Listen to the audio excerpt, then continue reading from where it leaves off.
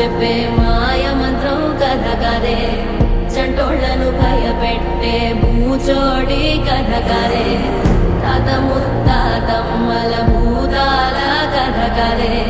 విక్రమాదిత్యుడు చెప్పిన వేదాళుడి కథ కదే, దీపము నుండి బియ్యం వచ్చే అల్లావుద్దీన్ కథ కదే, ఇది ముడత చర్మం ముసలి చెప్పే కథ లాంటి నిజమే.